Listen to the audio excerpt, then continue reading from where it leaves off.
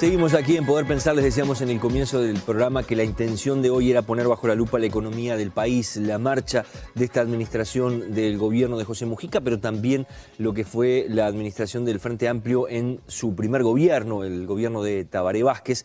Estuvimos ya con el economista Javier Daedo, que es un hombre reconocido representante del Partido Nacional, aunque hoy está alejado de la política después de haber sido candidato a la intendencia por uno de los sectores justamente del Partido Nacional.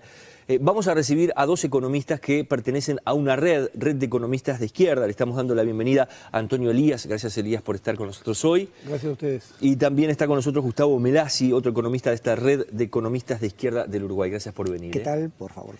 La primera pregunta que podríamos hacerles es, para conocerlos un poco más, es ¿qué es esta red y si son frente amplistas, si se sienten frente amplistas? Bueno, la red no se define como frente amplista. Es una red de economistas de izquierda donde una parte importante son frente amplistas, otros no.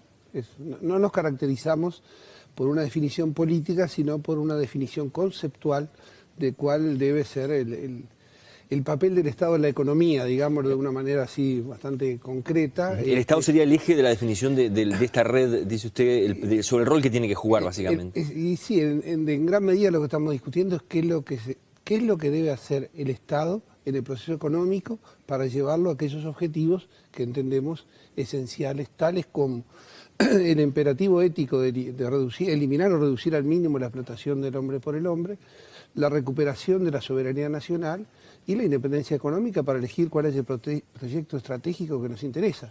O sea, de hecho nuestra posición es abiertamente contraria a dictámenes universalistas que no se corresponden con la realidad de nuestro país, ni a visiones de que el mercado por sí mismo define los diferentes resultados de la economía, porque está históricamente comprobado que el mercado por sí mismo tiende a la concentración de la riqueza y a la exclusión social. Bien, me gustaría preguntarle a Melasi, porque de alguna forma decir que el Estado es un poco el ente regulador, se está dando una visión que muchos pueden decir, bueno, generarle nervios en el sentido del peso del Estado, ¿no? O el rol del Estado en la economía, con ejemplos de algunos países donde las cosas no ha ido muy bien por ese lado, ¿no? Correcto, el temor puede ser justificado, enfocado desde ese punto de vista. Lo que pasa es que el rol, el peso del Estado, tal cual se entiende por este Estado regulador, el Estado que orienta, que va eliminando determinados niveles de inequidad en la economía, en la sociedad, etcétera. No es un Estado omnipresente que se mete en todo, que decide todo, que domina, que es el propietario. No, no. En ese sentido, ya desde hace muchos años, la teoría económica en el mundo, y el mejor ejemplo en este sentido es como avance en este sentido, es el rol que cumple el Estado en muchos de los países europeos, de la Unión Europea, donde el Estado orienta, por ejemplo, cuáles son los sectores fundamentales a desarrollar. No significa que ni los compra ni los expropia, pero les asigna mayores créditos, facilidades para exportar, para importar, regula en general. Un ejemplo muy típico, muy concreto de algo que inclusive se pone como ejemplo de la libre empresa y cómo el mercado. La empresa Nokia, ¿sí? La de los celulares, y famosa en el mundo entero, y acá también se dice, no, uno de los mejores ejemplos es Nokia, cómo sale. A Nokia, el Estado finlandés la subsidió, la apoyó durante 11 años, antes que pudiera salir al exterior. Elías, hoy le preguntamos a Javier Daedo sobre la marcha de la economía, estuvimos conversando un buen rato sobre cómo ha sido la administración del Frente Amplio en estos años, y cuando le mencionaba a él que iban a estar ustedes, dijo, bueno, ellos parecen ser más oposición que yo en realidad al funcionamiento o a lo que ha sido la administración del Frente Amplio. ¿Es tan así?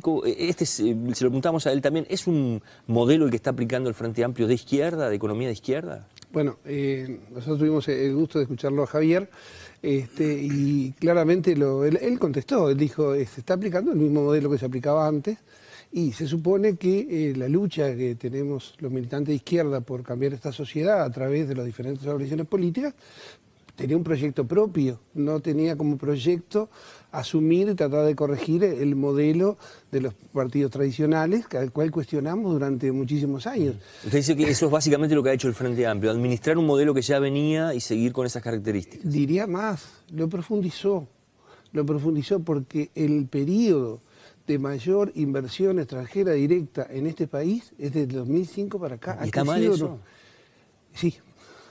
Sí, cuando la inversión extranjera, como en este país, es subsidiada por el pueblo. Es subsidiada por el pueblo la inversión extranjera, porque cuando vemos los estudios de la DGI, tienen lo que llaman por sacrificio fiscal, que así lo define la DGI, subsidios, definimos nosotros, se dejan de cobrar algo así como 4 o 5%, 5 puntos del producto, que son las exoneraciones en zonas francas. Una gran cantidad de inversiones extranjeras van en zonas francas y no pagan impuestos. Y otra gran cantidad de empresas extranjeras llegan por la ley de protección y promoción y protección de inversiones y tampoco pagan impuestos. Entonces, ¿para qué quiero yo inversiones extranjeras que primarizan la economía? Porque ¿qué le agrega Bodnia, ahora UPM, a la capacidad tecnológica nacional? ¿Cuál es el derrame de exportar árboles de Uruguay a la zona franca? ¿Qué es lo que vamos nosotros logrando con todo lo que son esos proyectos forestales? ¿Qué logramos con los proyectos sojeros, que se vende el grano como viene? ¿Qué logramos con este futuro proyecto de Aratirí, donde lo que se va a exportar es el hierro, la partícula de hierro en bruto? O sea, la inversión extranjera, cuando uno discute en economía de inversión extranjera, uno de los supuestos fundamentales es que la inversión extranjera trae tecnología, trae mercados, genera empleo y financia el desarrollo del país. Ahora, este tipo de inversión extranjera es de enclave, se instala en un lugar, tiene muy poco personal, funciona prácticamente fuera de la lógica de la economía nacional y no genera nada, porque además el proyecto de país, el futuro de nuestro país queda en manos de ellos, porque como son grandes sectores, captan una ganancia que nadie sabe en qué la van a utilizar. Seguramente, como cualquier transnacional, la van a utilizar en algún lugar del mundo donde tenga mayores beneficios. Entonces, no es el ideal de una economía, pero no porque sea inversión extranjera, sino porque es este tipo de inversión extranjera y en estas condiciones económicas. Eso le iba a preguntar a Melasi, ¿qué gobierno hoy del mundo se puede plantear rechazar o no intentar atraer inversión extranjera para poder crecer, más un país de las dimensiones que tiene el Uruguay? Ninguno. Pero el tema es, nosotros aceptamos, por supuesto, bienvenida la inversión extranjera, que nosotros vemos conveniente, positiva y necesaria para un desarrollo que decidimos entre nosotros. Deberíamos tener un programa de desarrollo y entonces decimos, en esta área, aquí y acá, y con estas características, muy bien la inversión extranjera. No es eso lo que está ocurriendo. Lo que ocurre es que distintas empresas transnacionales, distintas inversiones, etcétera, encuentran un recurso en el Uruguay barato y que les va a permitir apropiarse de una enorme ganancia. Y acá les damos todo a los efectos que cumplan sus objetivos. Nosotros decimos, primero, antes están nuestros objetivos como país, como pueblo, etcétera. Ese es el tema clave. Cuando Antonio decía, por ejemplo, son necesarias porque aportan capital. Bodnia UPM empezó a trabajar hace menos de 4 años. Se dijo que su inversión eran 1.200 millones de dólares, de los cuales unos 300 efectivamente invirtió en el Uruguay. No importa, tomemos el total, los 1.200 millones con la maquinaria que compró en Chile, en Finlandia, etc. Hace muy poco, hará un par de meses, Bodnia, con lo que ganó de su producción en Uruguay, ya desquitó toda esa inversión. Ya la desquitó, perdón, un poquito más. Pero va a seguir produciendo durante 16 años más. Es decir, que en definitiva se están llevando capital, se están llevando riqueza mucho más de lo que pusieron. Les voy a pedir un minutito, hacer una pausa y ya seguimos conversando.